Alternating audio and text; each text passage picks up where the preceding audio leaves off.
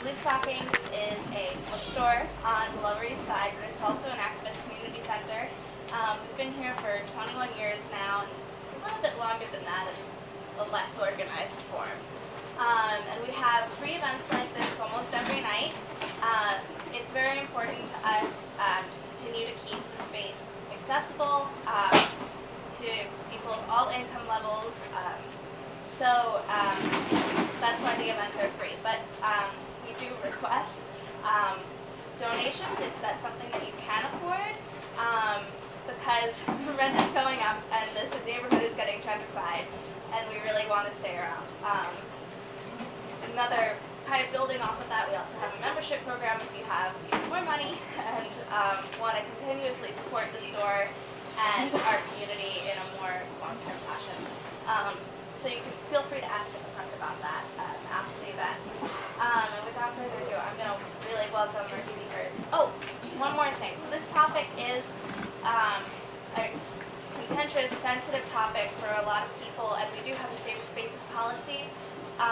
So we ask that everybody be really respectful of our speakers and just very thoughtful of how the questions that they're asking will affect individuals who have firsthand experience with,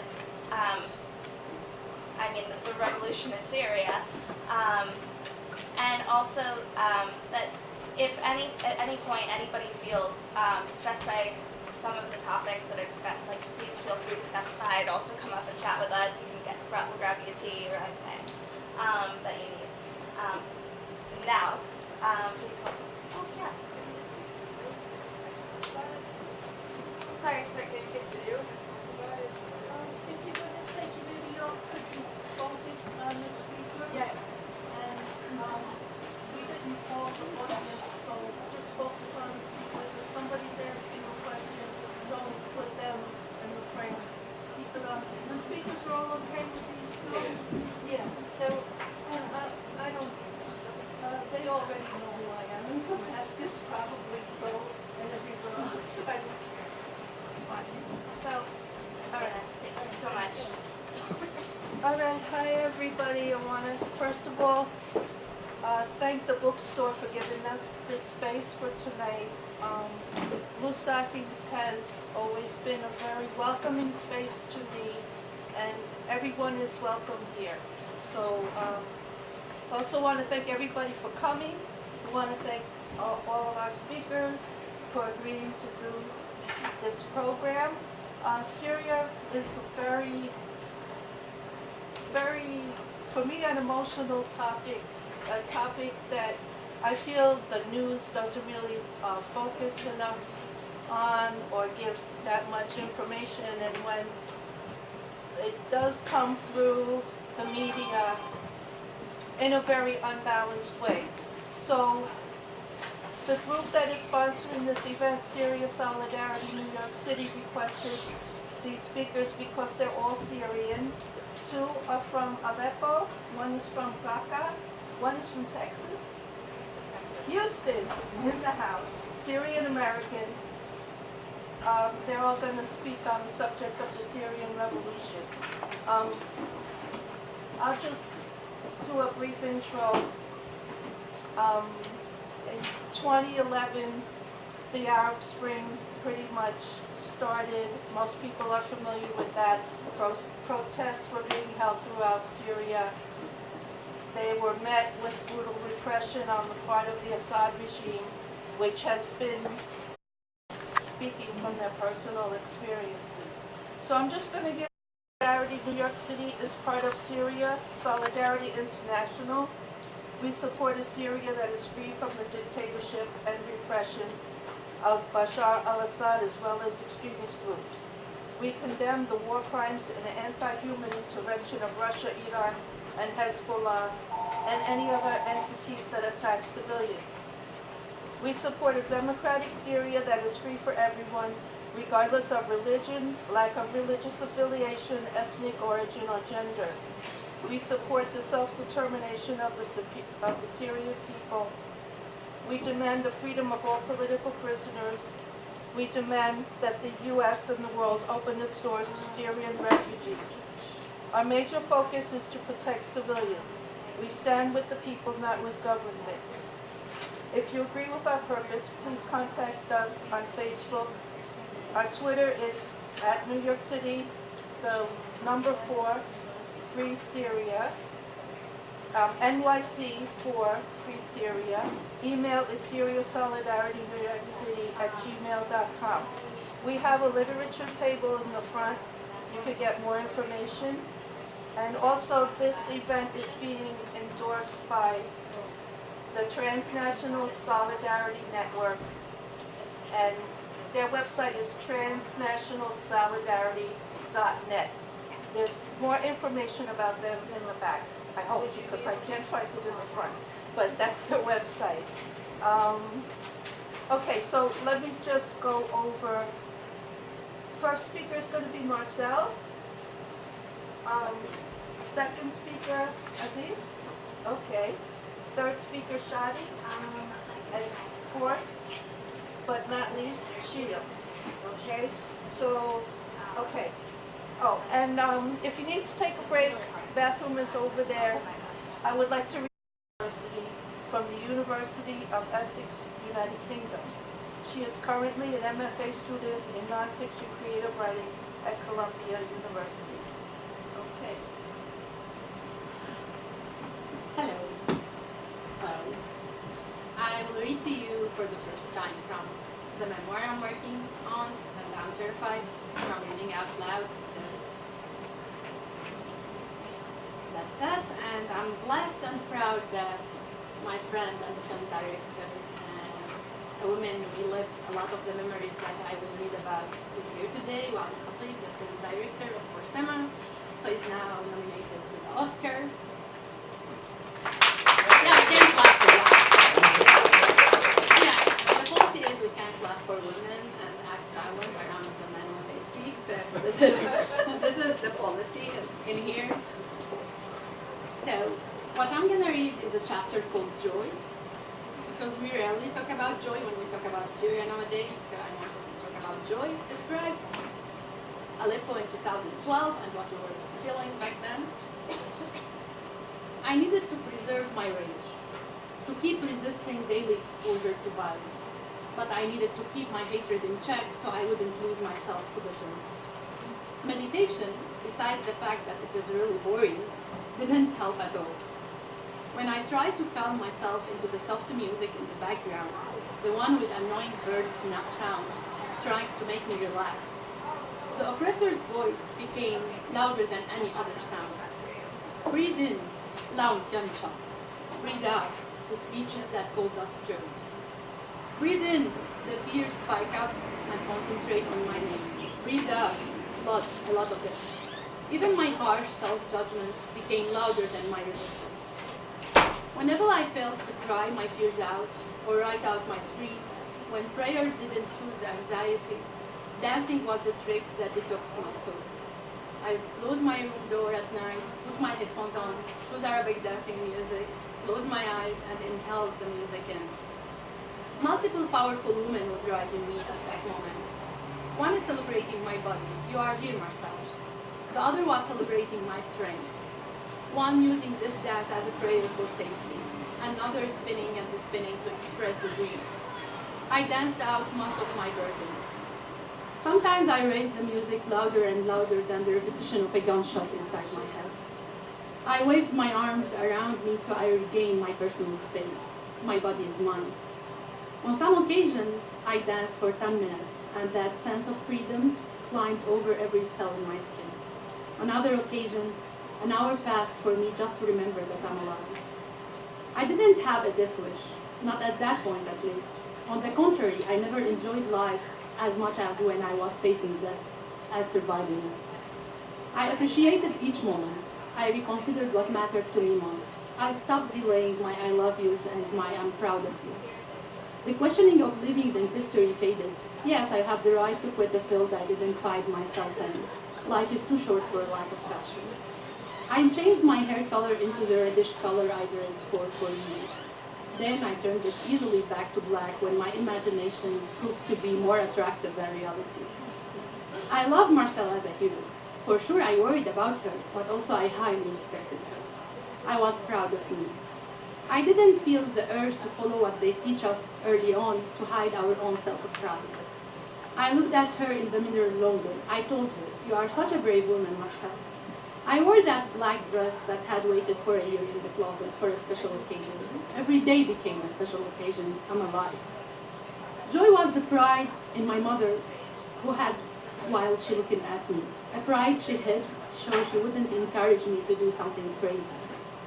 Joy was meeting a familiar face by accident in a restaurant, and immediately we recognized each other from protest. We would nod to each other with a smile. Joy was the smallest activities I did that reminded me of my bravery. Peeling the sticker paper a block away and pass fast by the traffic light in front of the security branch, and post the rounded sticker with the red word freedom on the traffic light. Posting stickers in secret not only on traffic lights, but inside public buses, and at Aleppo port's door, in the university elevator, and above the president's photo in a street where the road lights were broken. The nights become my cover. More joy even when by accident see other people's bravery. Going to the flea market to buy accessories and notice the quick handwriting on the wall, "We deserve our freedom." Although when you return to the next day, it was erased, but belonging to something huge and historic, no one can manage to erase that. Joy sometimes even blew a simple text message from a childhood friend. You were already wondering where he stands, and the message said, "May God protect you," with a wink emoji. Joy was a forbidden book that was gifted to you, hidden in a self-book cover. The adventure you live while discovering the places in your room that would be ideal to hide the flags, flash drives, stickers, and posters, like a child searching to hide the treasure. Inside, boots you know you would never wear. Who invented boots with heels anyway? Inside a plastic bag, then toss this plastic bag inside the shampoo bottle. You remove most of the tissues from a tissue box and leave the first layer for distraction, and below that in the box you have the papers. Joy is your capacity with your own limited resources to challenge the mukhabarat, which had unlimited money, spies, and violence. You challenge them by your daily creativity, finding new ways of resistance. Joy is that moment when you think you have reached your breaking point, and the sun brings you to your internal resilience. Joy is exploring my own individuality for the first time in the most crowded place I've ever been, the protest. Joy in the protests flourished daily. It's mixed with embarrassment when you show up to a protest thinking only a few people would join, and end up seeing thousands of protesters. Come on, Marcel, you are not the only brave citizen in the city. Joy mixed with rage in the shout that would start first by all of us kneeling on one knee in a row of circles surrounding each other and whispering, "The people want to overthrow the regime." We raise our bodies a bit. The people want to overthrow the regime.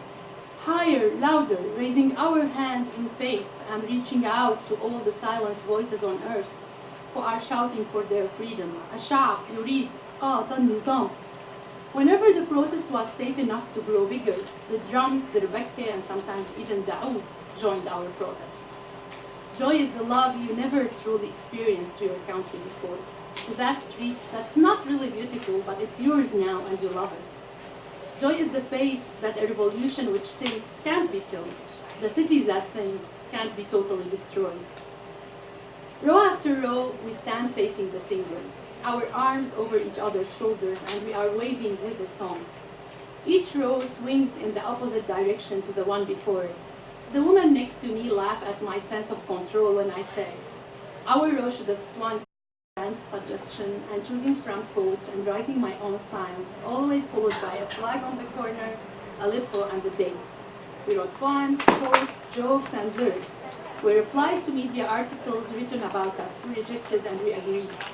This white rectangle cardboard became my daily writing habit. In the protest, I noticed that someone wrote a sign I didn't agree with. I was meeting in Abu Nadim print house. Abu Nadim worked as a calligrapher and had a store that works in branding and marketing for small businesses in the neighborhood. The store consisted of one room only and doesn't even have a bathroom. In the middle of that room, a large table covered by our handwriting. Of course, someone wrote their name with their loved one, with the silly heart and the arrow. I carved my Zorro-like M's everywhere on the table. A lot of street names, Aleppo, Syria, songs, emojis all over the table. Along the wall, there was a big mirror that we for sure used for group photos. So many empty Pepsi bottles filled with water on the side and 4 white plastic chairs that we managed to break. Abu Nadim's store saved us from bringing the sign with us to the protest. We gathered 10 and sometimes even 20 in his store, and we would rain him with our suggestions. Could you write this for me, please? He smiled. Hey, you all, this should be a secret. We need to keep quiet. But he accepted every request of us to write our ideas with his artistic handwriting. On his colorful big fabric nailed to 2 wooden sticks, and suddenly we had a beautiful banner. Abu Nadim was from Bustan al-Qasr in his 30s, but he already started to show baldness at the sides of his forehead. He almost always wore colorful shirt.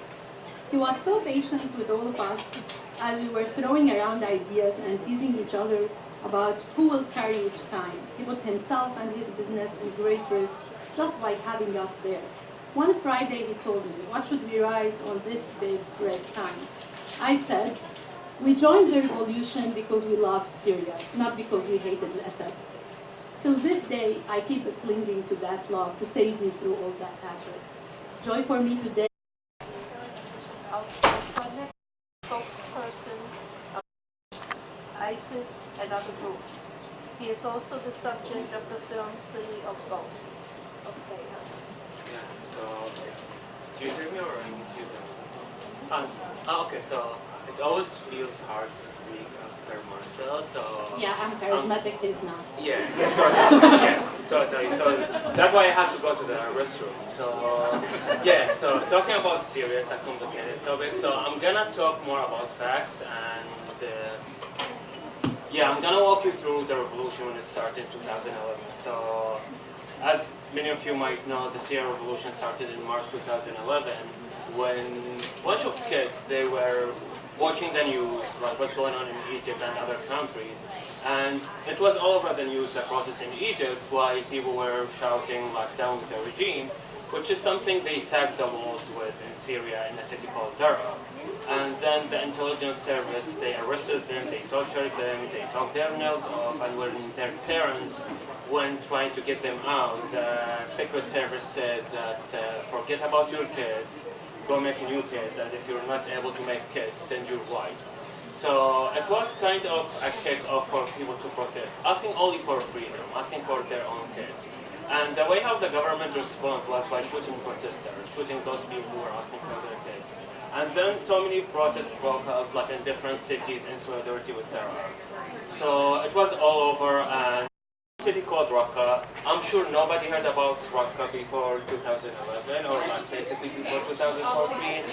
As some like even like and until I moved like into some point out of Syria, and I've been reading and seeing things about Raqqa all over. So I was living in Berlin, and on the train there was like all these small screens. It was all Raqqa, and I was so surprised. This forgotten city within Syria is kind of famous in a bad way. So Raqqa is in northeast Syria. It was a forgotten city by the government, and even like because like Hafez al-Assad visited, like Hafez al-Assad is the father of the current president Bashar al-Assad. He visited Raqqa for the first time in 1980 to open a dam there, and they tried to assassinate him. So that it was his first visit, and the response of the people was trying to assassinate him. So since then, the city was like completely forgotten. So Raqqa wasn't from like the main cities who were like leading in the protest, but until like 2012, like the end of 2012, here when we had kind of signs that something might change in the city. So Raqqa was the first city to run out of the Syrian regime control. So we call it like the capital of liberation. So it was the first city to be liberated from the regime forces. And it was an example or an inspiration for other cities. As so many civil society organizations started to rise up, it was like about 40 civil society organizations. They were all organizing different stuff. We came up with different kind of things, we call it like the local councils. So there were two of them, and that was an idea in different cities all over Syria, that people themselves would run the city, run the services, run the electricity, run the water. Because in some point in Raqqa, people, they wake up one day and they had no government. So there is nobody to take care of the city, so the people themselves, they started running the city. So things changed dramatically like in Syria. So then we had the rising of ISIS in 2014, where the attention of the international community, the international world, turned from the Syrian government. But for us as Syrians, we all hope that we would get an international solidarity, or like, I would say not international solidarity, but support. Of course, international solidarity, but a support from the international community, which didn't happen. But suddenly, when ISIS rise up, they all organized something called the International Coalition to fight ISIS. And they started striking ISIS, they started bombing Raqqa, areas where ISIS, and nobody started talking about the regime, which was like the main problem, that ISIS rised up because of the regime. So, and they were only trying to solve the problem, or like getting rid of ISIS, and they forgot about the main creator of ISIS in some point, because so many of ISIS fighters, they were arrested in the Syrian regime jails. And in 2011, at the end of 2011, the Syrian regime released them. And so many of those, like, whatever you call them, extremists, they came up and they organized or started all these groups, because the Syrian regime knew that those people wouldn't go and open gardens or schools. So it was like a reason for the Syrian regime to say like, fighting terrorism. So, yeah, then talking about the Syrian regime atrocities, ISIS atrocities that you all know about it, and you've read about it in the news, but something it didn't get that attention is the crimes of the international community. So, talking about Russia, Russia killed so many civilians. So, whether it was in Aleppo, so it was like the siege in Aleppo where millions of people were sieged, and the international community was watching. Russia was committing like a daily atrocities where hundreds of people were killed, and the international community was saying Russia should stop, and they didn't do anything. They didn't react for anything. Then it was Al-Ghouta, then the chemical attacks, and Obama administration was mentioning, it's a red line. The Syrian regime kept using the chemical attacks over and over, where millions of Syrians hundreds of Syrians were gassed and were like killed by like those chemicals attacks, and nobody did something. So later on, the international community, led by the United States, committed crimes, and they killed civilians in Raqqa more than ISIS did, and nobody talked about it. So that's like a big fact that people, they try to ignore or put it away. And the international coalition kept ignoring all those facts. But later on, organizations like Human Rights Watch, Amnesty, they all documented all those atrocities. They could go to Raqqa and they talk about it. But it didn't get the same attention like by the Russian. Nobody talked about the side.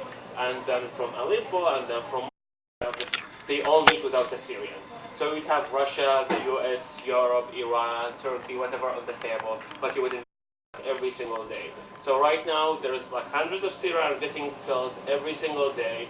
Nobody's talking about it. All the focus right now, it's about, unfortunately, like the international policy, where it's all like, if there's like a certain event happening in somewhere, they would all talk about it. So Trump attacking Soleimani or Iraq, so all the attention would go there, and then or to Iraq, and people would forget about what's going on in Idlib.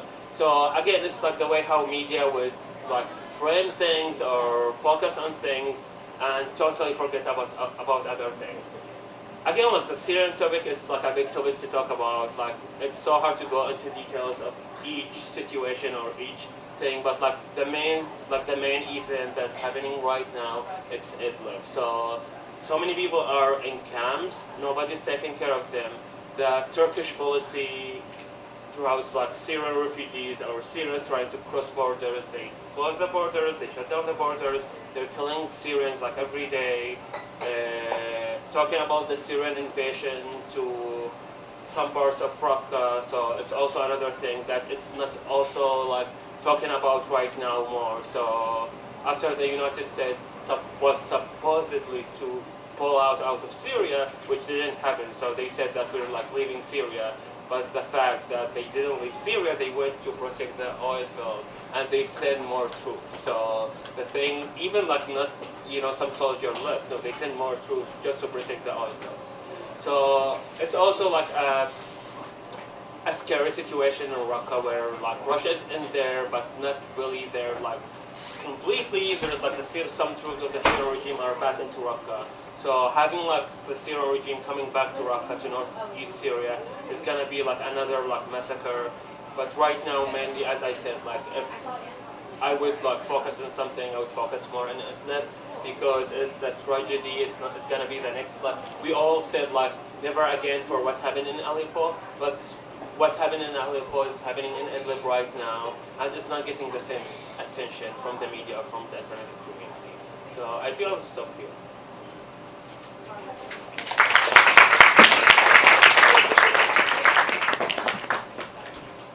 Thank you, Aziz, for that. That was a lot of information, and I would like to emphasize that we keep our focus on Idlib, because that's where a lot of the opposition areas, when the regime overtook those areas, they forcibly dispersed the people to Idlib, and Russia is attacking civilian targets. Again, if you can follow our group online, also there are a lot of websites that bring news from Syria that you can follow online. I gave out some information about different sources of information about Syria. Also at the literature table, there's an info sheet. Please link up with those sources of information. Link up with our organization or any other organization that is amplifying the voices from the region of the Middle East in the interest of dignity, freedom, and peace. Our next speaker, Shadi Martini. He is currently the Director of Humanitarian Relief and Regional Relations of the Multi-Faith Alliance for Syrian Refugees. In March 2011, when the Assad regime cracked down on those providing aid to anyone suspected of being in the opposition, Mr. Martini, then the general manager of a hospital in Aleppo, and his comrades worked covertly to provide aid to wounded and ill civilians. The secret network was eventually discovered in mid-2012, forcing him to flee the country. In 2014, he founded the Refugee Support Group, a humanitarian aid organization based in Bulgaria. For the past several years, he has partnered with various faith organizations in the U.S. and abroad, which led to his involvement with the Multi-Faith Alliance. Okay, Shadi. Thank you. So it's very hard to follow amazing heroes. Explain how of course there was a lot of atrocities across the history of Syria, but one in particular sticks out, and that was the massacre of Hama. The massacre of Hama happened in the early 80s, and of course it was preceded by other massacres, some of them in my hometown of Aleppo. It's that put a stigma on a lot of us of that age, a stigma that prevented us from participating actively in the revolution in 2011. You know, this revolution was mainly driven in 2011 by young people who didn't witness these atrocities. We still remember the shots, we still remember not being able to go to this city, we still remember truckloads of people being massacred on the first day of Eid in Aleppo, where the army gathered every person between the age of 15 to 60 and lined them on the walls and shot them. Hundreds were killed, and they were put into trucks and taken in a mass grave. Hama witnessed the estimates of between probably 7,000 to 40,000 people massacred in the attack that took about 10 days. I'm saying about these incidents because that was one of the reasons a lot of people left Syria and didn't want to go to the military conscription. I was one of these people. I preferred to go somewhere else, so I lived abroad. But then came the transition in Syria. And there is a new day, there's this, and so it's going to be different. We were hoping. Years passed. We saw some changes, like we had internet, even though it's dial-up, up until 2009, 2010. Probably you don't know what's dial-up. A lot of you, but we knew in Syria. Like if you wanted to download a picture, it'd take me half an hour to download it. We had some cell phones, even probably 20 years after the whole world had cell phones. But all these things were controlled by certain people. All cell companies were controlled by the cousin of the president. All the industries, he had a member of his family or his friends had to be a partner in. A partner with no investment.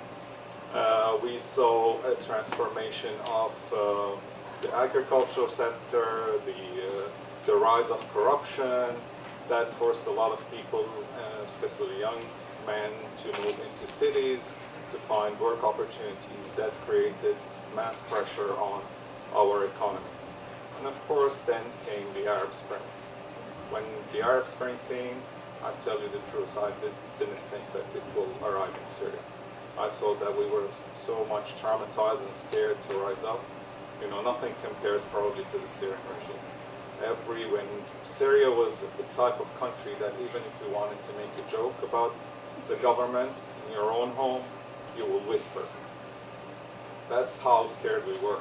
I used to travel abroad, and when I wanted to say anything or mention the regime, I would look around me. If I see someone resembles like Middle Eastern or something, I'll lower my voice. That's how much we were scared. So to see 2011 and to see people rising up in reality and going and confronting, that was a huge relief. I wasn't that brave, I admit. I didn't think that this is something that the regime would tolerate. To a certain degree, I was right that they didn't tolerate, but at the same time, I saw that I should do something. I shouldn't stay idly by not doing anything. One thing I always tell people, they ask me why. My son was like 3 years old back then, and I always tell them that probably someday he'll grow up and he'll ask me what happened to Syria, what went on, and I will tell him.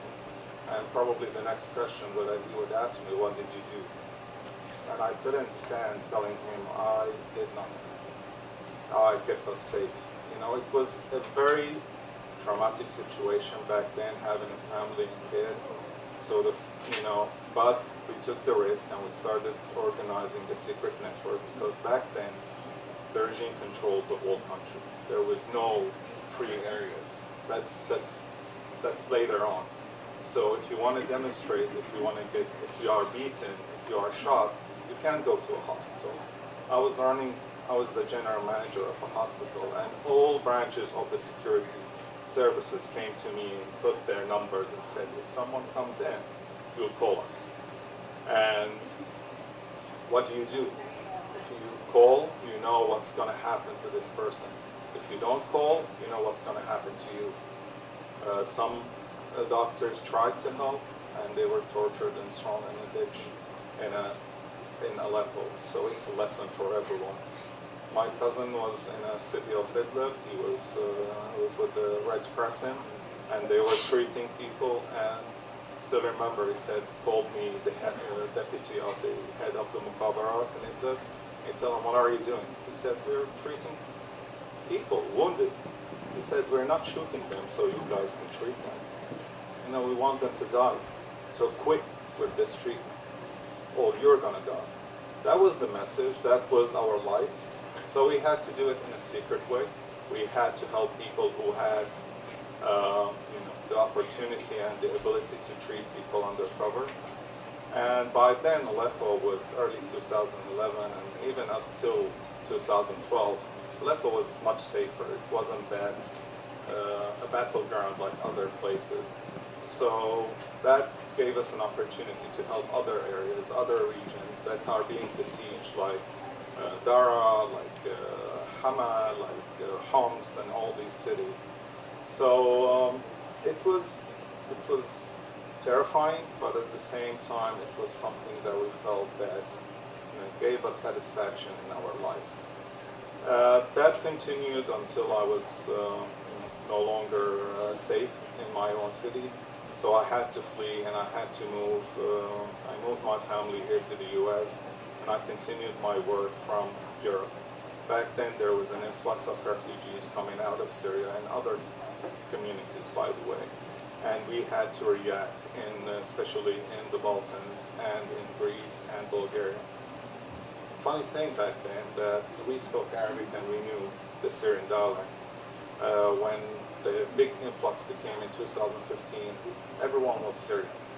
And whenever we meet someone, we'll tell you, where are you from? They'll say, from Syria. And we knew that most of the people weren't from Syria, but everyone wanted to look for safety. And after that, actually the official statistics came out, and it turned out only of like 1.5 million, 2 million that came out during 2015, only 29% were Syrian. Most of Syrian stayed along the borders, inside Syria or outside Syria. And as Aziz mentioned, they are squashed more and more into these little enclaves, and the last one probably standing is Idlib. I'm going to give you some statistics just to understand the magnitude of what happened, because this is my work. Since I left Syria, I dedicated my life to the humanitarian work, and this is what I've been doing until now. So Syria was a country of about 23 million people. Now you have 12 million displaced internally or externally. You have about 5 million plus people becoming refugees. That means they went outside of the country. The biggest number is in Turkey, about 3.5 to 3.7 million. You have about 1 million in Lebanon, and you have about 700 in Jordan. And the rest are internally displaced. That's the harrowing picture. That's the harrowing picture. Imagine the United States having more than half of their population displaced. That's what happened to Syria. And the problem is displacement usually takes between 10 to 28 years. And we're seeing generations are growing up in these refugee camps without any education, without health care, without a lot of necessities as normal citizens need to grow up with. And like we're talking about Idlib and no one is covering, let me give you another shocking statistic. Just from April until the end of this year, 1 million people were displaced from northern Hama and Idlib province to northern Idlib. 1 million people. In 2019, from April to the end of the year, these people are sitting, sometimes we just can't put tents enough to support these folks. People are finding anywhere they can live. Unfortunately, they don't know the terrain, so sometimes they are residing in flood zones. So whenever it's raining, you see a sea of mud surrounding their tents. That's the situation today, that's the situation now. Unfortunately, we're hearing news that it might get worse. That the Russians and the Syrian regime with their backers are planning a massive attack on this area. And this area now holds between 3 to 4 million people. So I don't know, I can't imagine what's going to happen and how are we going to react. But it's terrible and it's happening now. And I think the more we raise awareness about this tragedy, thank you very much.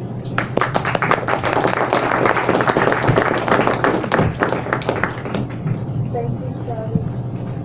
Our last speaker, Syrian is a communication strategist based in Brooklyn. Her work focuses on communicating challenges related to cross-border issues and justice under authoritarian and federal colonial political structures with a specific focus on connecting audiences to the Southwest Asia, North Africa region. Previously, she had worked on the Books Not Bombs campaign to create scholarships for refugee and displaced students, and currently leads communications with the War Resistance League, the oldest secular anti-war national organization in the United States. She is a member of the Syrian Women's Political Movement, a multinational network of Syrian women working for political justice for all Syrians. I'm going to use my bio. Hi everyone, thank you so much for being with us tonight. Can everyone hear me? Can you raise your hand in the back if you can hear me? It's very difficult to talk about Syria as a person based in the United States who wants so badly to live in a world free of war and warfare. And I have a feeling that if you're here tonight, you're someone who wants that too. My co-panelists gave you a view of the world through an international perspective. I'm speaking from the domestic point of view. Really an American to American talk right now. It's hard to talk about Syria as a person based in the United States because of the painful and ongoing shortcomings of the broader U.S. anti-war movement towards Syrian politics, particularly in response to the air wars occurring over Syrian airspace, which I will get into later. The Syrian revolution can be broadly understood as a revolution for internal change against authoritarianism and for civil liberties, and it's a common core theme connecting the 2011 Arab Spring Revolution. These politics were part of a visible paradigm shift on how we envision liberation free from authoritarianism. But painfully, from the U.S. anti-war perspective, this would be received as being at odds with resisting imperialism. And that's kind of what I moved my focus more into anti-war communications in the U.S. It was very startling, very jarring, very kind of scary to see how the people who had been building a case against U.S. imperialism saw that resisting authoritarianism was at odds with their worldview. And that's mainly kind of what I want to talk about tonight. So to understand why resisting authoritarianism was received as being at odds with U.S. anti-war and anti-imperialist politics, it's important to remember where the U.S. was during 2011. So in 2011, the United States was in the middle of a troop withdrawal from Iraq, a country we had invaded and occupied in 2003 as part of the War on Terror. Congress gave the presidency this authority through the Authorization for Use of Military Force, the AUMF, which expanded presidential war powers and ushered in an era of seemingly endless war. We wouldn't start hearing the phrase endless war until relatively recently. When the AUMF was passed, it wasn't apparent that it would usher in this era of this ever-present and ongoing warfare. But now, endless war is a phrase that we hear a lot in the media, and it goes back to the AUMF.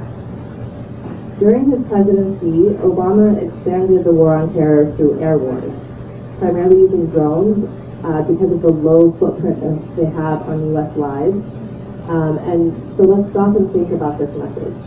In 2011, Americans are sick of war, and they are equating removing ground troops as ending war. At the same time, Obama is in office, and he's actually expanding the war on terror through air wars, but through U.S.-based eyes, he is like a progressive anti-war president. And really what this really reveals about the American public is that we hold the lives of people abroad as less valuable, or like responding to them is less urgent than responding to when American lives are in danger. Also at this time, narratives around the Middle East were heavily centered around the United States as being the primary aggressor in the region and the key actor to place blame with regards to problems in the Middle East.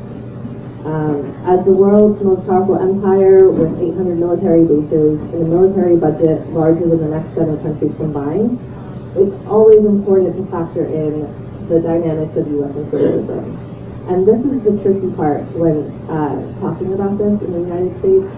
As someone who grew up in Texas during post 9/11 war on terror, who really, I'm not an idiot. Like, I know the repercussions of the U.S. empire on both people domestically and abroad.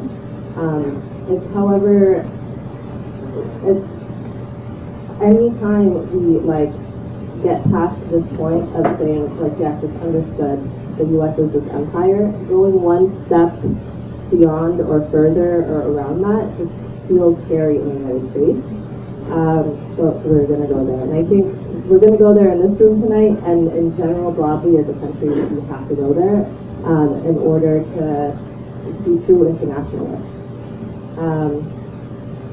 So there's a difference between building an anti-war worldview that is informed by the realities of U.S. imperialism versus an anti-war worldview that is built exclusively around U.S. imperialism.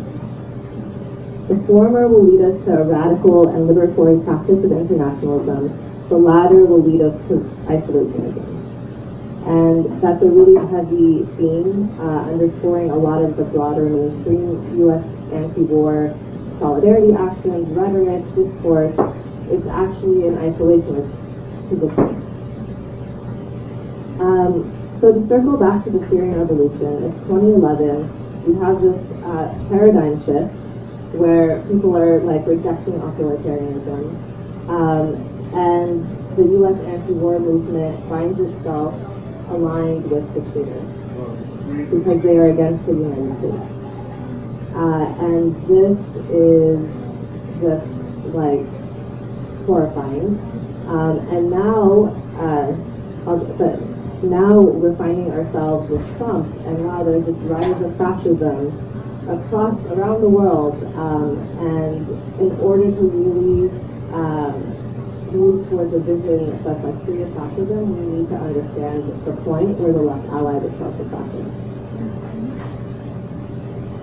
So it's clear where these reactionary anti-war politics came from. The United States built a narrative justifying invading Iraq based on vilifying Saddam Hussein. Saddam was a very bad guy. He gassed the Kurds. What the U.S. was doing was a humanitarian intervention to bring democracy to Iraqis. And as a reaction, people in the U.S. became very resistant to narratives where any actor besides the U.S. was the main perpetrator of state violence or any sort of violence, really. And so whenever we say, Bashar al-Assad did the Ghouta chemical weapons massacre, Bashar al-Assad is bombing his own people. Because the U.S.-based anti-war movement has broadly built an understanding of being anti-war as a reaction to state propaganda, we just mentally cannot even go there. We find ourselves basically supporting the state sovereignty argument. Well, he's the leader of Syria, so we can't really get involved. Except we are involved because we're a veto power at the UN Security Council. There's international systems and structures, and as the left has done a lot of work on post-colonial theory. The UN is just it's a relic of the colonizing the US, the UK, France, and so it's not countries are just truly sovereign and they can just do whatever they want. There are mechanisms, and so we're involved. If you have veto power in the Security Council, you are intervening in conflict. It's just, you don't hear the American anti-war movement call for abolishing the UN Security Council, for example, which might be a call that's recognizing what the problems really are. Instead, we want to turn a blind eye, and that goes back to the isolationism that we trained within. So where are we now? The war on terror has expanded. We live in a world of multiple imperialisms. It's not really like the liberal leaders versus the fascist leaders, they're all just fascists. And, we have people in the U.S.-based anti-war movement doing delegation trips to visit authoritarian leaders like the Iranian regime, for example. And at War Resistance League, we have a program called Resisting Airborne. It's a program that works with diaspora communities who are closely tied with the people from homelands that are affected by air wars to talk about the multiple imperialisms that are creating conditions of war today. And so this event was about what we can do regarding the Syrian revolution today. And I know that when you guys go out there, people are going to say to you, oh, Syria is so complicated, Syria is so confusing. I hope some of what you heard tonight will help you simplify it a bit, and then also just say, if you're on any political organizing committee against fascism for political freedom, ask yourself, is there a Syrian in the room that we can bring in to help with this work? And then push through the language of multiple imperialism. Thank you.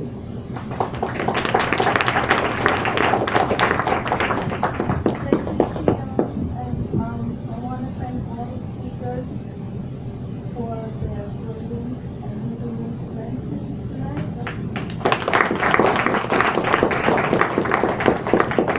So we have considerable time if anybody has questions or comments.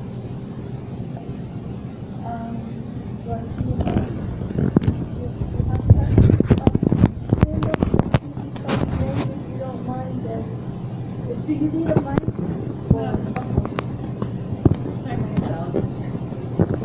I was just curious, what you think is the most powerful way somebody can stay involved with what's going on? Powerful what ways? Like politically, humanitarian, like both? Humanitarian. Okay. Well, there's, okay, I'll do some kind of stuff for my organization. Well, you can go on www.multifaithalliance.org, and there's a get involved thing we do. We have a lot of programs. We have something called Funded Container, where we ship containers to the region with medication, medical supplies. We do packing events in a lot of places here, specifically here in New York. We just did 3 last week. We're always thinking of ways to involve people, and also to please write your congressmen, like senators, like your representatives. Tell them you care about Syria. What are you doing about Syria? How are we helping? We know we can't bring any refugees anymore with the ban and with everything going on. So unfortunately, the only way we can do is at least help the people who are there inside Syria and the neighboring countries. The situation is terrible, and they need all the help they can. There's a lot of organizations that are doing programs for education. We ourselves, we do a program for women and girls with different products that are needed. So please visit there, and you will see, and we have 100 organizations under our umbrella, and you can click the links, and we have a lot of good links for that. I think one thing is really important to focus on for the future is we need to combat the normalization of the shell.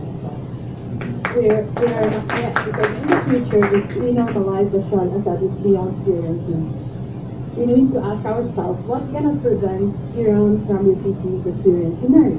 What's going to prevent Sisi from repeating the Syrian scenario?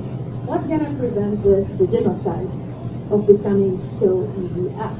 Right now, what we do, allow the genocide to be optional, and if Bashar al-Assad goes away with it and it's normal, and then Washington Post will ask president candidates, what do you think about opening relationship with Bashar al-Assad? As it is, what's your favorite color? Who broke your heart in the debate? This is not the same. It's not the same question set. We need to combat normalization of war crimes. We need to combat normalization of criminals, not only to protect the dignity and the memory of the Syrians, but also to prevent Iranians from going through what we went through, from preventing Egyptians later on to going through what we went through. And if all that Syrian suffering have a meaning, it may combat the people, it may combat genocide in the world.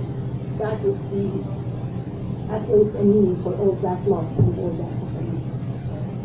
Just to add something, information, because this is recent, and to tell you what the regime is trying to do with the help of Russia. The UN was, there was a UN resolution that would allow the UN to cross-border aid into Syria without going through the regime in Damascus. Because what's happening, the regime in Damascus is using this aid to support its military.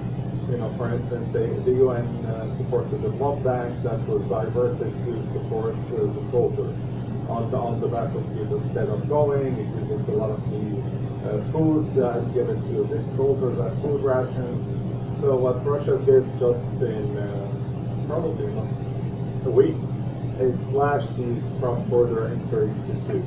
It canceled the UN entry from Jordan, and it canceled it from Iraq.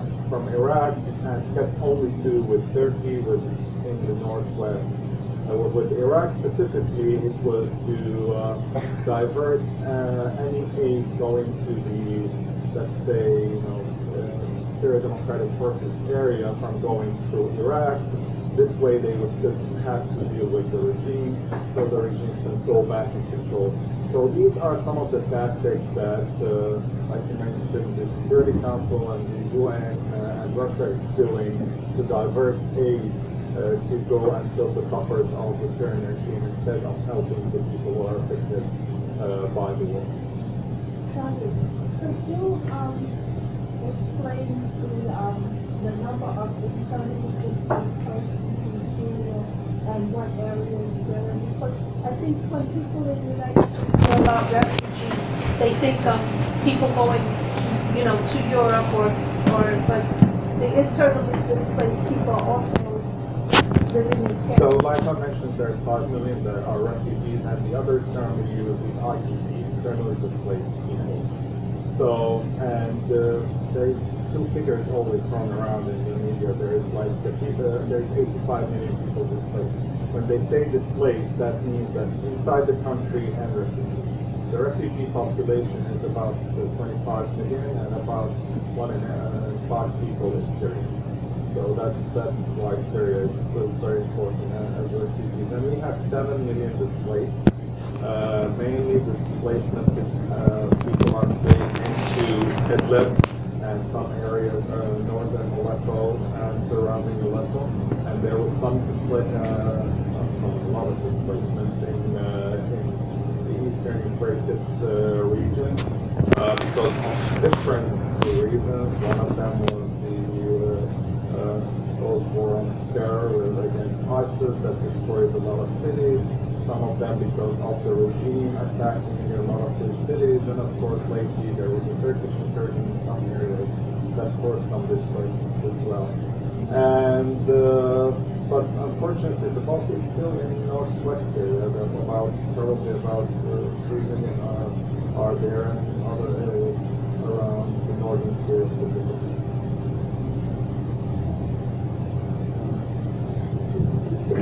President from my name is Dan Labaz. I'm a member of the Democratic Socialists of America. And I wanted to go to Xi'an's point, which I think is a very important one. First, let me say thanks to Blue Stockings and to all of you. It's a really great point. And it's really addressing such a difficult issue that many of us who take up your cause or other similar causes are attacked as imperialists and attacked as stooges for the U.S. State Department and so on.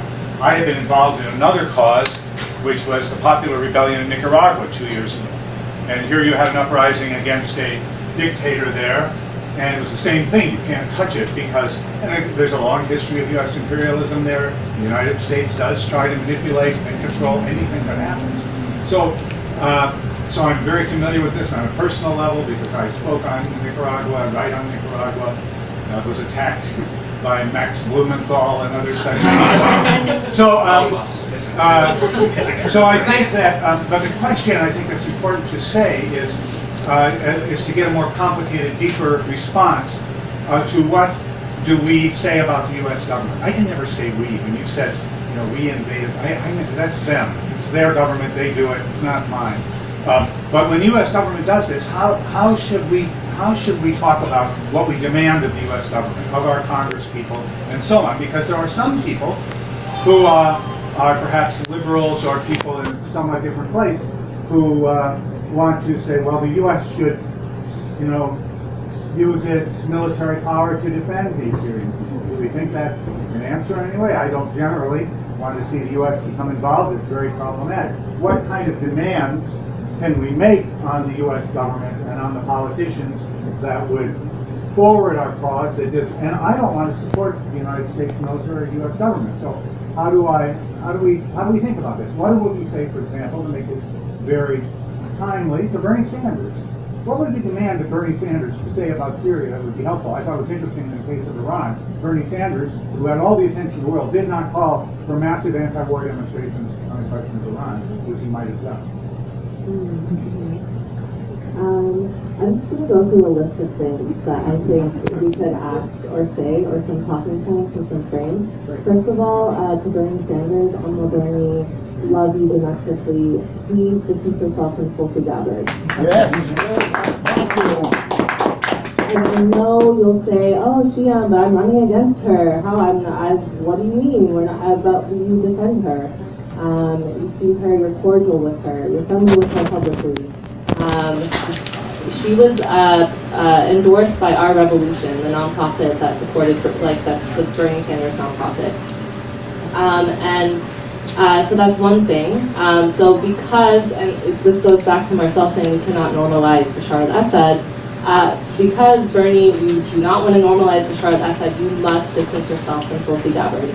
Tulsi Gabbard is not part of our movement. She is not part of our revolution. She's an America First, isolationist, fascist sympathizer.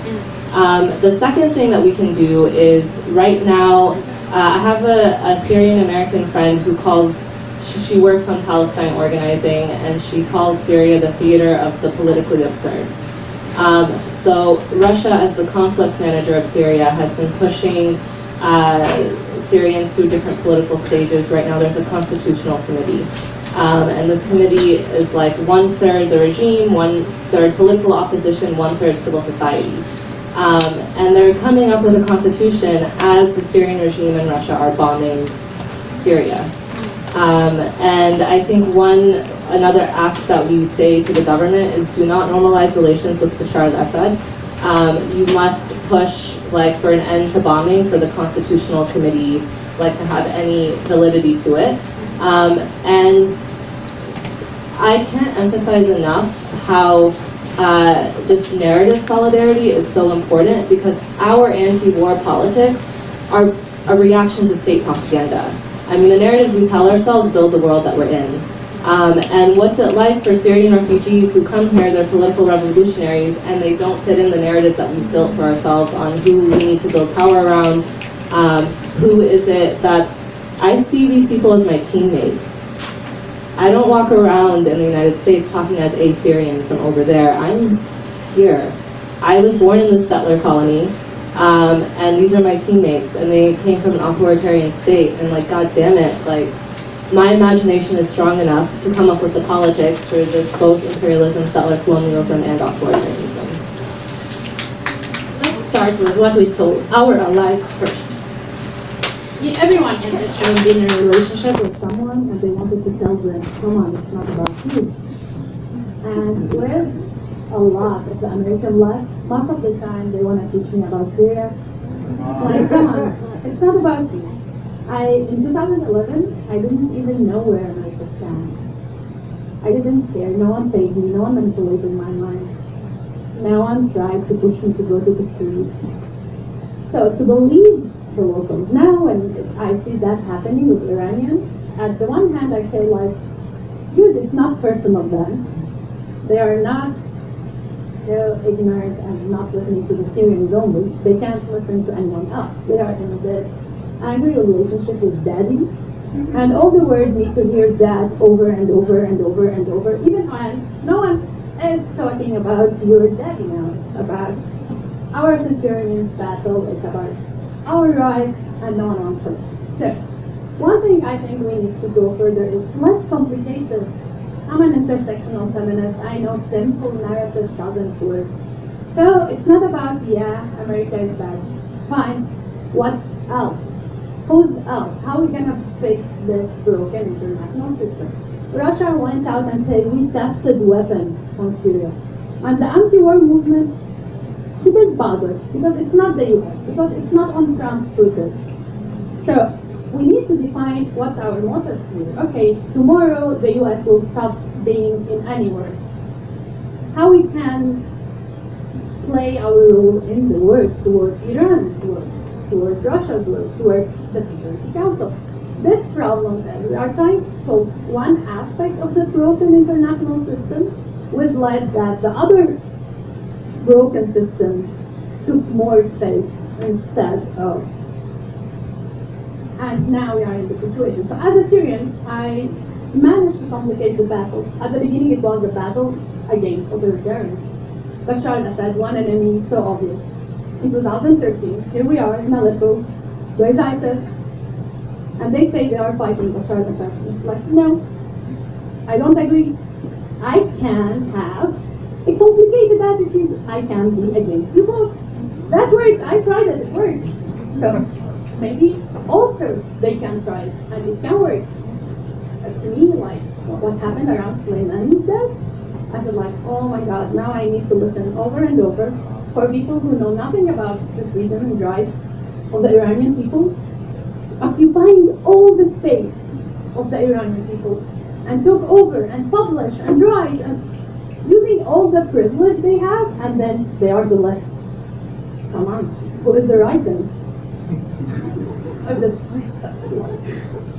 And that's, I think internally we need to also international left liberated progressive through people to people dialogue, say how we can go and take the dialogue to more complicated, not less simple, good, bad. The US government is good, is bad, then Russia is good. No. Can we complicate this more? And I think now around Iran there's an opportunity to open that, because we don't want to have that to happen over and over and over just because someone messed up in Europe.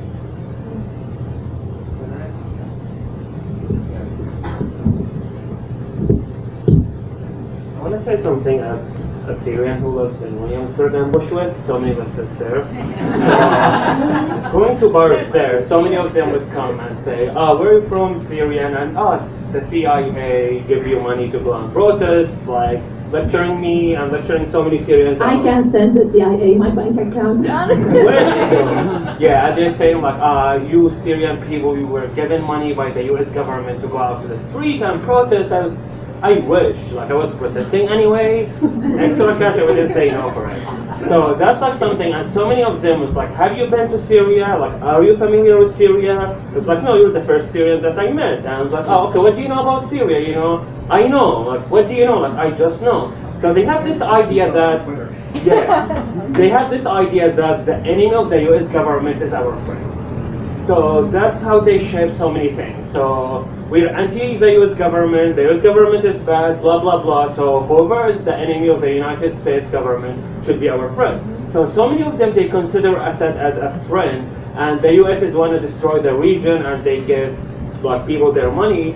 And something when we talk about like the US movements or the left or whatever, so when the United States was bombing Raqqa every single day, hundreds of people were getting killed, nobody said a word. When Trump attacked the Syrian regime, all like the lovely white lefters, they went out to the street, no war with Syria, no war with Assad, no war whatever. So what about like, killing people in Raqqa? So aren't they humans or Syrians? So there is like that concept. So as also Marcel said, so when is it the United States, everyone would rise? When is it Russia or Iran? Like, we don't want a war with Russia, we don't want a war with Iran. So many people were like, after like the death of Soleimani, so many people on Twitter, sorry for your loss. Like, he's a war criminal, like, just understand the geopolitics of the area, of the region before you talk, before you tweet. It's like, no war with Iran, sorry for your loss. So, as he's an angel, so the thing some people they don't understand what's going on, and they jump into something they are not familiar with, and try to express their opinion, and like, affect others, and inspire others, and so many of them have like hundreds of thousands of followers, so, which is like a problem, it's a big problem here in this country. So people are like driven by like certain ideas, and they are in a bubble, they can't get out of it. So I'll get to so just to answer a question specifically, there's a law that was passed, it's called the Caesar Law. Caesar was an army photographer in Syria. He documented 13,000 human beings that were killed by the Assad regime of their children. Documented, like numbers, names, who killed them, how they were killed. 13,000. He took 55,000 pictures. He hit, each and every time he documented, he did it in his shoes, he went out, downloaded and sent it. This is the bill under his name to, sanction people, war criminal, and try to get them to justice. This is something that should be supported because it's now the implementation phase. It went into law, passed Congress, and the President signed it, so it's the law. So that's something that we should press for. Let's be frank about this thing. I love this day, I look at this day. We have the same attitude about Europe. They're always having wars. First World War, there are always conflicts about borders. I see pictures with people going, we don't want to attack Hitler. Hitler is not our enemy. I saw signs, people were protesting. So imagine if we never attacked Hitler and Hitler was strong. Actually, we didn't declare war on Hitler. When people declared war on the U.S., they only declared war on Vietnam. So that was the mindset. No one loves war. Who loves war? I hate war. But I live in the Balkans, and I remember a tiny place called Kosovo. I've seen people massacred over there. And the U.S. came in and freed this community, and now it's a sovereign nation with, and people were not massacred. So sometimes, yes, it does feel good when the intention is good. But when we are going into war to benefit a company like Halliburton to get more and more contracts, of course we're going to make that. And of course, it's not going to go. So we need accountability from our government, and we need to know what we are doing, but sometimes we need to go to save people's lives. That's important. And we cannot say, no, we don't want war, period. That's not. Up to that point. So the thing is here when we talk about like war with Syria, getting the US involved, if we go back to 2011, like Assad could be removed like politically without sending troops, without getting ISIS, without getting Al-Qaeda, without getting all. Yes. So none of this like Syrian crisis or whatever like they call it would happen. So the thing, the international community could have that power to remove Assad politically, without sending troops, without like sending a military, without sending anything. The thing with the U.S. government, they always take like reaction the wrong time. So when it's like a mess, and when they see like when ISIS rises up, like President Obama said it's a bubble and it will disappear. Until they started attacking like Europe or whatever, then when they thought it's like a national like security threat, and they had to react.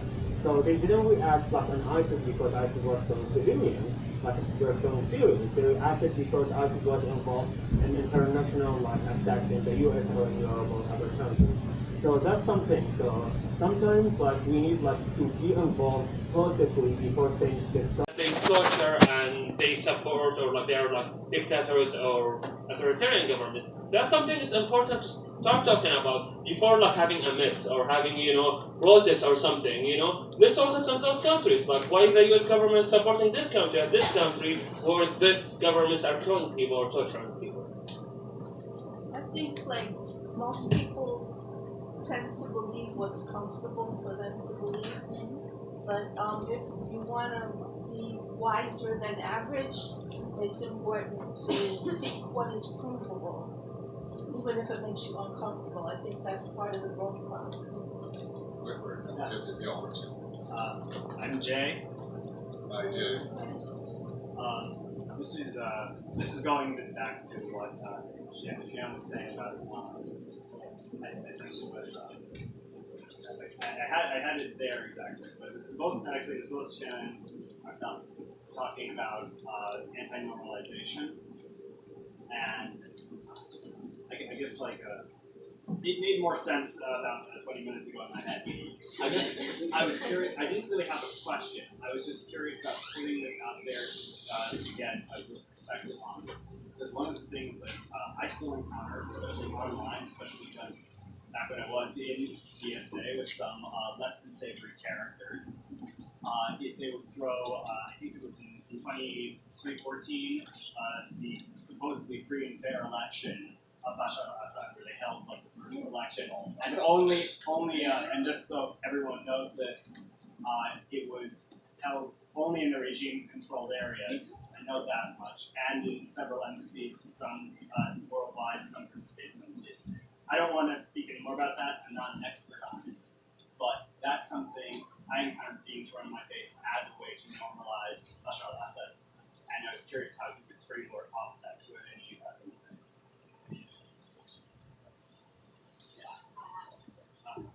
I don't think there's anyone who thinks that Bashar al-Assad is democratic. What they think really is that we don't deserve democracy, but they are so ashamed to say that. It's so,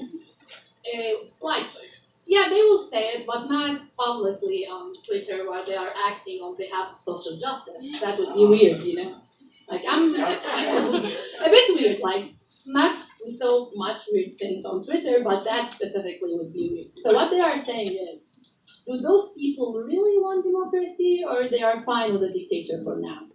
The answer for them is they are fine with a dictator for now. So, because, come on, that we have a country for 50 years, have the same family as president. Arguing that he's not the Sisi and just arrived to them. And it's questionable. We are talking about someone who never left. Now his son gonna be our president. So democracy is not on the table as a debate, and sometimes people are putting us on traps to distract the narrative. So let us talk about, is he elected or not? Everyone knows that he is not. But the question is, do we believe Syrians deserve democracy, or do we think we are a higher power who deserve democracy? If we have a bad president, we will cry over it for 4 years. But if others have a bad president, a horrible one, the butcher, they can live with it for 40 years. And why they are whining now? So that's the reality. The reality is they don't believe we deserve it. In depth, it's a racist approach. It is racist. Yeah, in depth, in the core of it, it's a racist approach. It's saying I deserve democracy. I'm so terrified that Trump is my president. But yours is fine because it suits you. No, it doesn't. So I think when someone opened a trap of if he is elected or not, the question is, do you think Syrians deserve democracy? This is the whole quote. And if they say yes, then why they didn't have any president else? 23 million, we didn't manage to find anyone better? I can think of some. I can be the president. I will try. I will vote for anyone over Bashar, so it's not a big compliment. I just want to, could we just take a minute? I just want to, I handed out a sign-up sheet at the beginning. Does anybody know where it is? Oh, okay, and is there any, there's plenty of space. If anybody else would like to sign it, and there's also a sign-up sheet at the entrance, if you want to keep in contact with Group Syria Solidarity New York City, and we could keep you informed about future events. We've had a vigil on Friday evenings for 2 years, and we plan to resume it for the 3rd year when the weather gets more agreeable. And we also do other things. So please leave us your contact information. I want to tell a story about democratically elected.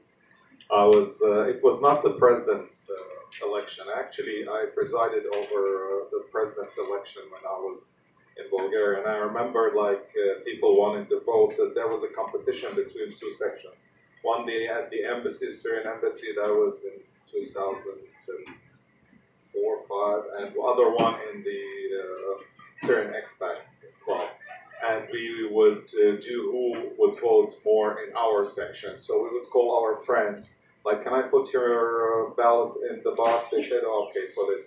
How do you want it? Yes or no? I said, yeah, of course, yes. And so we would put it in. So we did this. The other thing is the Constitution. You know how hard it is to make an amendment in the United States? Not the case in Syria. Yeah. This president became president actually after a constitutional amendment that happened in 5 minutes. He wasn't allowed to be president because he was under the age of 40 when his father died. So they made an amendment in 5 minutes, made it 34, exactly his age. Okay, 15. Sorry, I'm not. See, documentary filmmakers are very accurate. I said 5, it's 15. So, and then they changed the Constitution again to make it 40 when he passed 40. And this vote, actually, they voted on amendment of the Constitution. They made a new Constitution in 2011. And I was there, and one of my employees was late. And he came to, and I said, why are you late? He said, I wanted to vote for the Constitution. And he's showing me this video. And he's showing me how he's putting the ballot in the box. And I was looking next to him, and there was like a 6-year-old kid putting a ballot in the box for our Constitution. And I said, who's that? He said, oh, it's my sister. When she saw me put in a ballot, so I asked the guy there, can I also vote? And he said, yeah, you can vote. Here's a ballot. She put a ballot in and put it in the box. 6-year-old. That's our constitutions. That's our elections in Syria. Just to have a hint how things are run. If someone tells you he's democratically elected. And I want to add something. We have like a subject called nationalism. So when you go to primary school, mid school, high school, university, it's like an important subject. It's like Arabic, English, math, whatever. So we study nationalism, like what Hizb al-Ba'ath did against like Israel and the American invasion, and whatever, and how hero Hafez al-Assad is, and like the al-Assad family or whatever. So it's something they would teach the people in a young age. And we are a democratic country, we have elections, so we're the president when 99.99%. So, and we will always wonder where's like this 0.01% is missing. And the thing I remember, I was underage, so I couldn't vote, but I went with my uncle that was like in early 2000. And he had to, like everyone had to vote to show that they are, they agree with the government to get an opportunity to get a job or to have like a good relation with some like governmental officials or whatever. And the thing, they would hand you like the bullet saying yes. You don't need to put yes or no. And someone would enter with you into the room to see like what box and if you would change it or not. So the thing, you didn't have the power to say no, even if you want to say no. And for anyone to have the bravery to say no, it's a suicide. Nobody would do it. And the thing is, so many of the other like candidates who would run against Assad, they would go and vote for Assad. And when with their speeches, they would cheer for Assad. They are supposed to run against Assad, and we are like, we're all with Bashar al-Assad in his like march or whatever towards democracy and new Syria. So it's something that some people they don't understand. And the thing when we talk about Iran, so everyone was talking about the death of Soleimani, but anyone heard about the protests in Iran? That the Syrian, like the Iranian regime is killing like hundreds of people every single day? That people are demanding like the defeat of the Iranian regime? that people are like just throwing or like burning like Soleimani's photos? Is this something people would talk about, or it's like, oh no, like let's focus about the U.S. Those people should have like their own governments. It's not our business, and let them talk. We're afraid of Third World War. If you didn't notice, it's been a month since we had Third World War after Soleimani was killed. Any other questions? Oh, Hi, my name is Fadwa. I wanted to ask, for both the Syrians who are currently displaced from the country and outside of the country, you can't even call it PTSD because it's current and continuous trauma, but what has been done to address the mental health issues of refugees, if anything, and what could be done? There or here? Both. Oh my God. Probably each and every one of us Syrians have some mental condition. I can tell you. We try to hide it, we try to suppress it, we try to do whatever, and then we see a movie, a documentary or something, and the flashback comes in. Of course, in European countries, the US, there's support networks, there's people who are helping, and depending if you are working or something. But the bigger problem is there. And there, very, very, very few people are concerned about this. Why? Let me tell you the story. We send medication to Syria. One of the biggest problems for Syrian is the high cost of medication. For instance, the story just last week telling me a guy, we send them cancer treatment. A lot of people have cancer and other chronic disease. And he was telling us the story that he went to this guy to provide him with this medication that he hadn't taken for several months now. And the reason why, they don't have money. And they have a choice. The money they have is to give food to their family or to buy medication. They can't afford both of them. One is $150, the other is $250. And when they gave it to him for free, that was something. And he said he started crying. He didn't say, you're giving it for free. He said yes.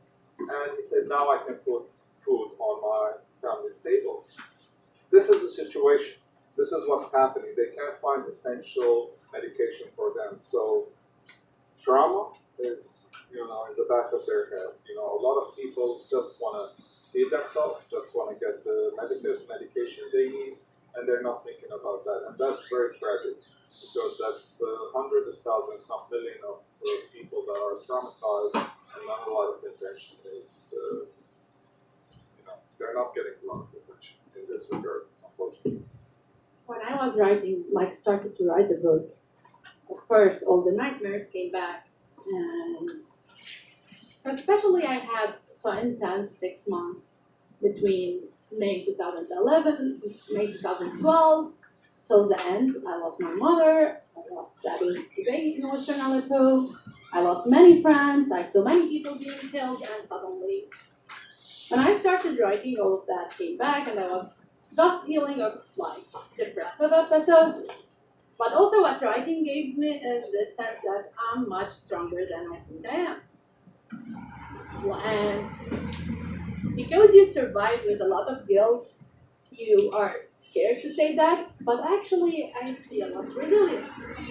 And it's not the resilience in this fake motto slogan trauma teaches us to be better. Yeah. No, that's overrated. I was better before. But sometimes also we are not a one single aspect of a victim.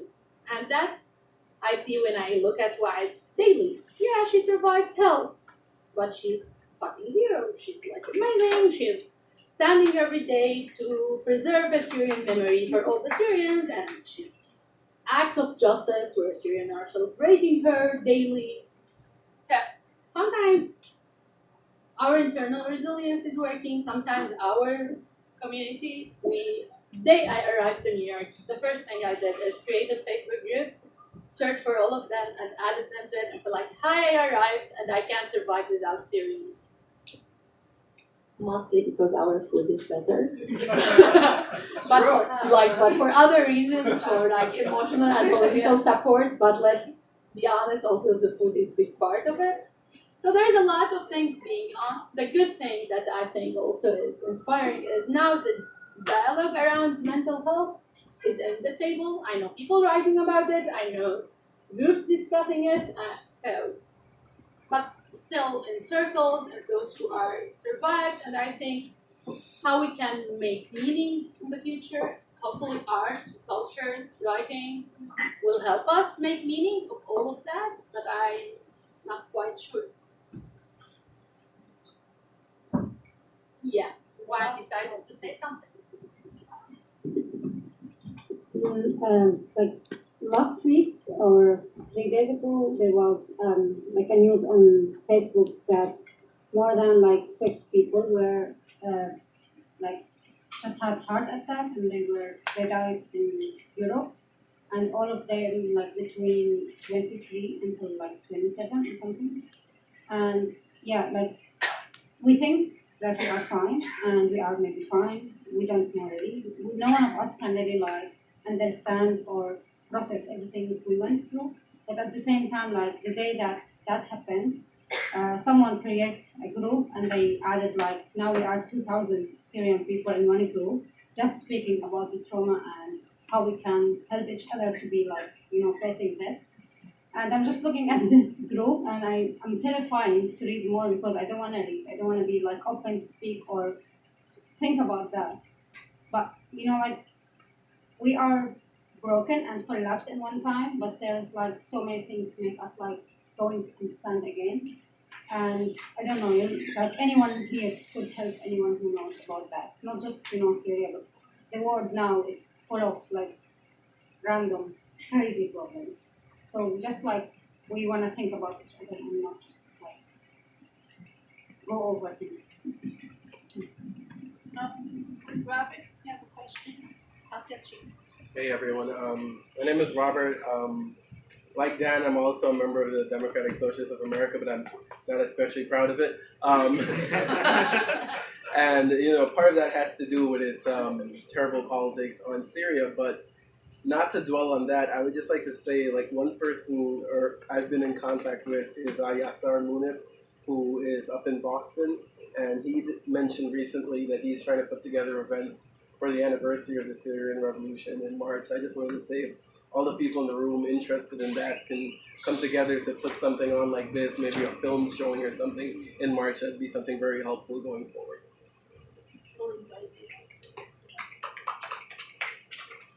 You have your hand up? Yeah. What's your name? My name is Bill, and I heard earlier that the name of my dear non-friend, Max Blumenthal. And I just want to make 2 points. First one is that people like him, Drazo, which he's with, and the other people who apologize for Assad in the name of anti-imperialism, and then the other side, connected with the U.S. government, they're really all on the same side, supporting one authoritarian government or regime or another against masses of ordinary workers, peasants, and oppressed people. The second point I want to make has to do with what our perspective is, or at least what mine is. And that is, the U.S. ought to be out of the Eastern Mediterranean, the Gulf area, period, altogether. Start with that. And that we can write our Congress people, pass the Caesar Act, don't recognize the Assad regime, etc. But our perspective should not be to depend on Bernie Sanders or anybody else to call for a mass war. That's up to us. Everybody in this room and so forth. Not that it's going to happen tomorrow, but that should be our perspective.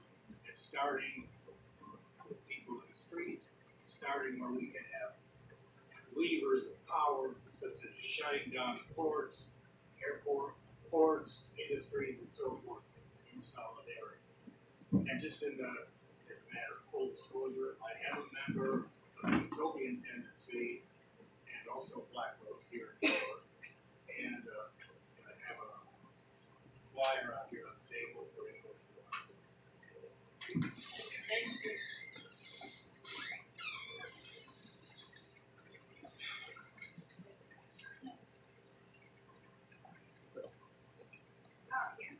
Wasn't that a question? Hi, my name is Ariana. So it's more like an okay, so I was, this past year, I haven't been in here very long. So first, I went to an event, put on by Nicaraguans, where I live in Sunset Park. And then I had gone to an event here, actually recently by Los San Collective, about Hong Kong. And I'm also Venezuelan and part of a group of Venezuelan leftists, who together with Robert here, who's Guyanese, have put events about Venezuela and like leftist perspective. And of course I've met with like Amina and talked about Syria and all this. And I just feel like in these events, we're all saying the exact same thing over and over, and like combating the exact same rhetoric. And this is like basically what I was saying last time in this room with the Los San Collective. It's like, this is such a big beast in the United States and international left, because it's international. Like comrades from Venezuela go to all over the world and hear the same thing about, like somebody here was saying about being like Syrian and having people who did some international brigade tour of the whatever bullshit revolution of by the government, and not like the equivalent of like the Assad government doing a tour, and say they know more about the conditions than you. And it's just like I feel like we kind of need to unite to combat this and like show like perspectives, especially from the left in these countries, and of how the working class internationally does not benefit from this. It is, all these governments are extremely repressive, like you said, they're fascist. They're not on the side of the working class. They're not on the side of peasants, like you were saying. And like it's just crazy to me to hear the exact same rhetoric always coming from the quote-unquote anti-imperialist left. And all of us, we're coming from extremely different countries with extremely different historical context, material conditions, but it's the exact same experiences and the exact same arguments. So I just wanted to say, like, it's just weird to continuously experience the same thing and keep every single day seeing leftists all over in the internet and sometimes in person, like saying the exact same crazy stuff about these governments being somehow anti-imperialist, or even like with workers or the environment. So anybody who lives here, we should talk, and like maybe I'm trying to get us all connected in some way, so that maybe there can be something big to really speak to a larger portion of the left that doesn't really come to these things and doesn't want to just go like this whenever you talk about it. Thank you so much. Is your name Ariana? Yeah. Yeah, that's like, those are fighting words. This is like throwdown.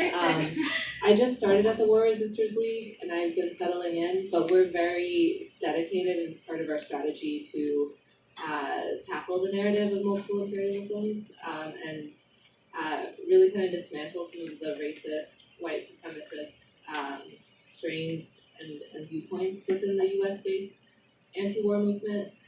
The rest of the world is organizing internationally. We don't have to create anything new. We are having to join them.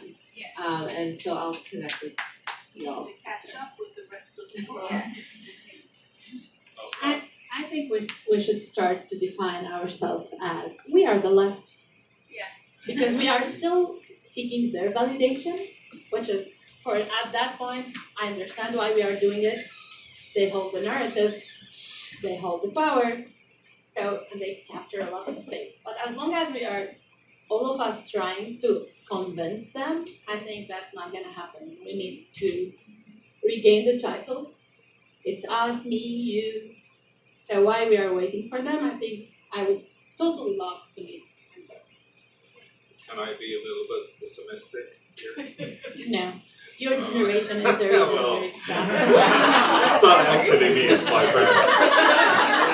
But let me shed the light on one thing. As much as we like, there is a beast out there called, propaganda and troll farms and whatever that is using social media very effectively. I have a friend that works in this field and monitors the media.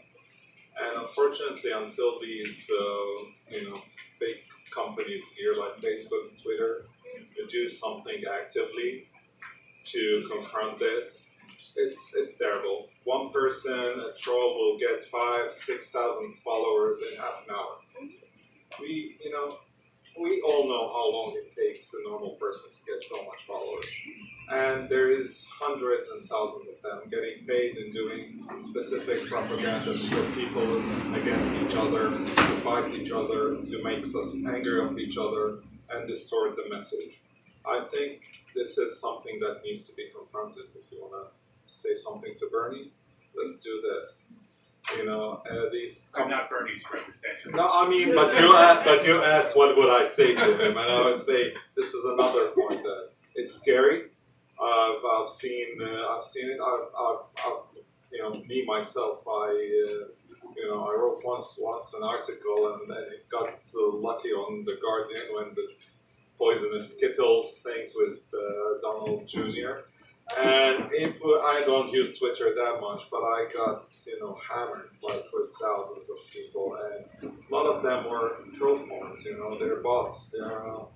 We know that. So this is my concern, that something needs to be done about that. And we're all trying, and we have a lot of good intentions. But if you're facing a well-paid army and using algorithms of these social media platforms to infiltrate and spread their propaganda, we're in a lost battle. It's not this. Hi, I'm Dan. I'm with Syrian Solidarity, New York. And actually, I'm not so pessimistic on that score because I know I'm the delegate from our. They can't hear you back there. Speak up, Dan. I'm the delegate from my local union to the Central Labor Council. Go back to your mouth. Okay, and we have an active campaign against fake news. Okay, and it's only just started. Okay, but now the idea is to try to involve the membership in recognizing fake news and its sources. So it's not going to be as big a campaign as the census, but it's going to be big.